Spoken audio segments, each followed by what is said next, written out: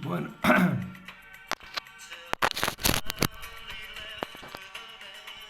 bueno, ya estamos aquí de nuevo.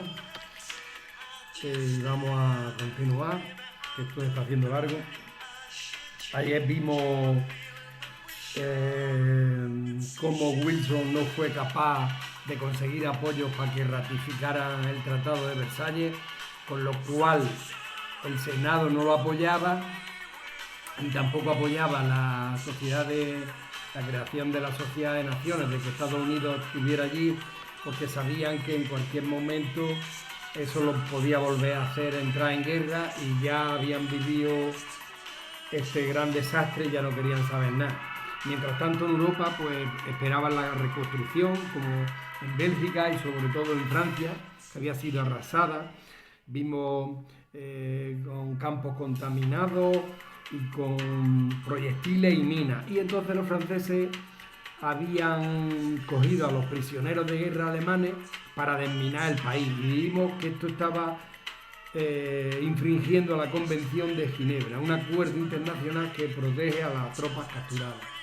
Y dije que lo iba a mirar y no lo miraba. Bueno, aquí tengo una listilla para cuando eso, pues lo voy a poner aquí en la lista. Mirad el tratado de... Convenio de Ginebra.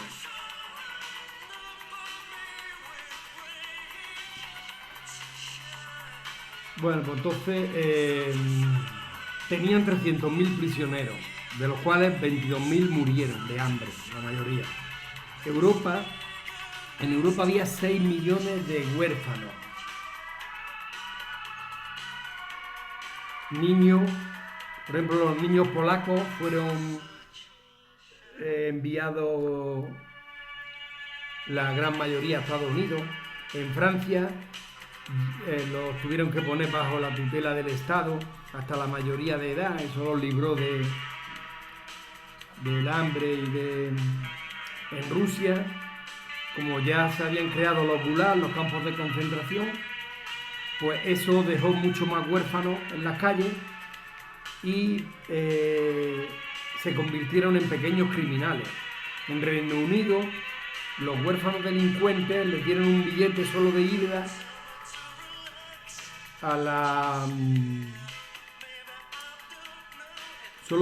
para Canadá, y si no, también estaban siendo ya mano de obra barata. Esto en Canadá, o sea que muchos canadienses van a ser descendientes de aquello. Uno de cada 10 en la actualidad, cuando se haría este vídeo, como digo, en los años 80, eran descendientes de huérfanos británicos. El Reino Unido también exporta a las mujeres jóvenes que no son capaces de encontrar marido, un excedente de mujeres del cuerpo auxiliar femenino del ejército. Entonces parten para Gales del Sur, en Australia. Las liberan de todos los cargos del ejército y las mandan.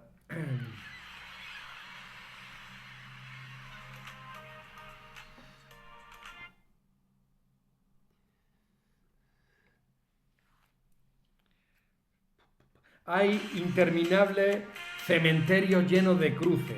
Muchas familias intentan repatriar a sus seres queridos para poderlos visitar en su cementerio local, ¿no? Pero claro, primero hay que desenterrarlos, sus restos, e identificarlos. 230.000 cadáveres vuelven junto a su familia en Francia. Vuelven junto a su familia. Yo creo que eso es en total de todos los sitios. En Francia es donde está la mayoría de los cementerios militares, y ahí sigue habiendo 700.000 tumbas de soldados franceses y de sus colonias, 750.000 de alemanes, 300.000 de británicos, 60.000 de canadienses y 35.000 estadounidenses. En aquella época se empezó a hacer popular el espiritismo, ¿no? Para ponerse en contacto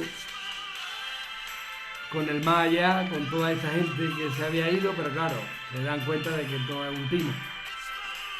Para recordar a los muertos y honrar su memoria, todo país debe tener un monumento. Escultores de todo el mundo trabajan para hacer frente a la multitud de encargos. En Londres, el 11 de noviembre del 1920, Jorge V hace la primera ceremonia en honor al soldado desconocido. Yo he visto cantidad de monumentos de estos en Europa al soldado desconocido, concretamente en Berlín, Varsovia, París, Chisinau, etc. Los franceses se enteraron tarde y no habían planeado ninguna celebración. La prensa y la oposición de izquierda estaban indignados.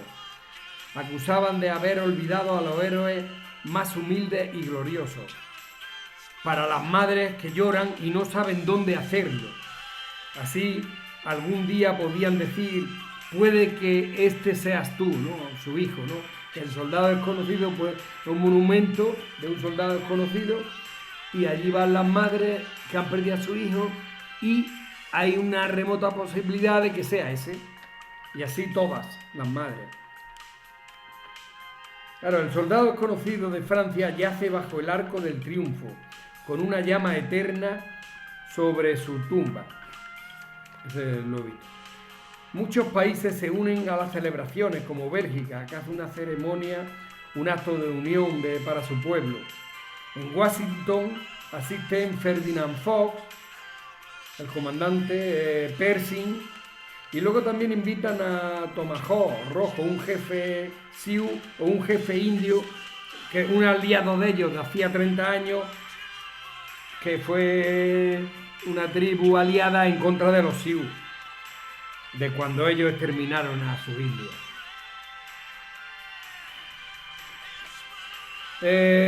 Wilson, destrozado y derrotado, y sobre todo destrozado por su apoplejía, y derrotado en el Congreso porque no le ratifican Versalles ni la Sociedad de Naciones. Como digo, Estados Unidos se niega a ratificar el tratado. Entonces Estados Unidos se aísla, hace política aislacionista, ya que no quiere meterse en asuntos de ajenos y menos de guerra. Empiezan aquí ya los felices años 20, bueno, todo el mundo, claro, imita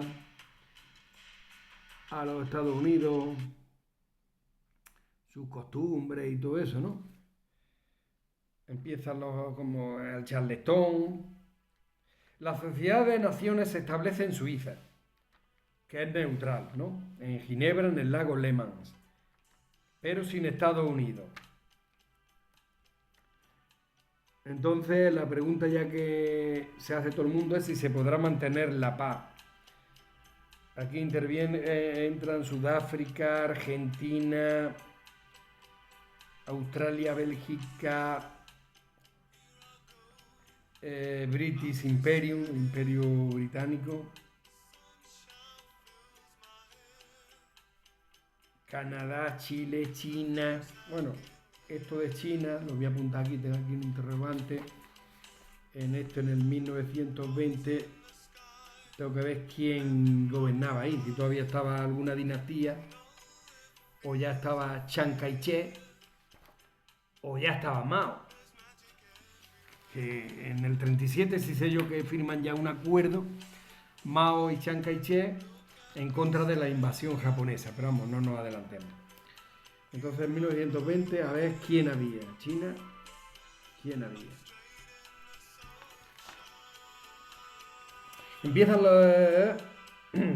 China, Colombia, Cuba, Dinamarca, Francia, Guatemala, Haití, Grecia, Holanda, India, Italia, Japón, Liberia, Nicaragua, Holanda, Noruega, Panamá, Paraguay, Perú, Persia, no, Irán, Portugal, Rumanía, Salvador, Serbia, Croacia, Eslovenia, Estado de Eslovenia, Xi'an, Spain, España, Suecia, Suiza, Venezuela, Nueva Zelanda, etc. Bueno, los diversos tratados que suceden al de Versalles desencadenan infinidad de conflictos, como el Tratado de Saint-Germain en 1919 y el de Trianon en 1920. El de Trianon sí sé yo que es el de cómo se forma la Gran Rumanía y que se hizo en Alba Iulia, una ciudad de Rumanía. Pero aún así, estos los tengo apuntados, tenemos que hablar de estos dos tratados. Un poco, pues ven qué consisten y eso, ¿no? Lo mismo que vimos el de Brest-Litov. Bueno, entonces, estos dos tratados van a disolver el imperio austrohúngaro, creando nuevos estados-nación. Por ejemplo, la Austria actual, ¿no? Una Austria más pequeña, claro, ya no era el imperio austríaco. Checoslovaquia, Yugoslavia, que es el reino de los eslavos del sur, Hungría y Rumanía. El famoso derecho de autodeterminación de los pueblos pues no se ha respetado totalmente, ya que hay alemanes en Checoslovaquia, no en los Sudetes, o en Polonia, en Silesia, húngaros en Rumanía, ¿no? Los de Transilvania, croatas en Yugoslavia. Claro, el reino de los eslavos pues mete a los croatas, que yo creo que son eslavos también, pero no son serbios. El imperio austrohúngaro lo había mantenido a todos estos pueblos en una paz más o menos relativa. Y claro, y ahora pues todo esto se va a incendiar. Bueno, todavía no, pero el Imperio Otomano también había impedido que diversas tribus árabes se destruyeran mutuamente. Pero con el Tratado de Sèvres del 10 de agosto de 1920, el Imperio Otomano, severamente castigado por haber apoyado a Alemania, se reduce a la Turquía actual, menos el enclave griego de la ciudad de Esmirna. O sea que los griegos todavía tenían un cachillo de Turquía, Esmirna. No sé si bueno, estos que me había yo, ya por supuesto ya no lo conservan, ¿no? Luego, también Francia e Inglaterra, como ya sabéis, con los acuerdos de Sykes-Picot, que eran los nombres de los ministros de Exteriores de estos dos países que llevaban negociando desde 1916, de que si ganaban la guerra, pues se iban a crear una área, unas esferas de influencia. Francia se queda con Siria y Líbano, los británicos crean países nuevos como la Transjordania, que es la Jordania actual, Palestina e Irak. Así se garantiza la producción de petróleo. Y, en fin, hubo un intento Wilson que apoyó un estado kurdo que duró unos pocos meses, pero los turcos acabaron con él, ya que los turcos tuvieron su guerra de independencia al acabar una guerra civil desde el 19 al 22, que la explico ahora un poco más para adelante. En Palestina los romanos habían expulsado a los judíos 2000 años antes, ¿no? De Jerusalén. Los árabes, que ya alcanzaban 600.000, no muestran nada hospitalarios con los sionistas judíos que llegan huyendo de hacia la tierra prometida y llegan huyendo desde toda Europa central y Rusia sobre todo.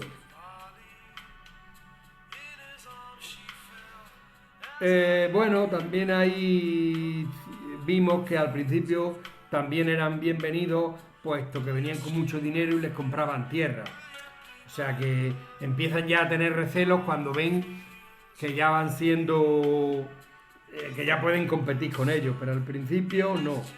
Eso ya lo vimos en los capítulos de Israel-Palestina. Durante la guerra, los británicos, con el coronel Lauren de Arabia, habían negociado con los árabes, habían hecho muchas promesas a cambio del apoyo de ellos contra los turcos otomanos. promesas como poner fin a la inmigración de los judíos. Pero el orden de Arabia había sido manipulado y esas promesas no se cumplirán, ni se cumplieron. Entonces me quedo aquí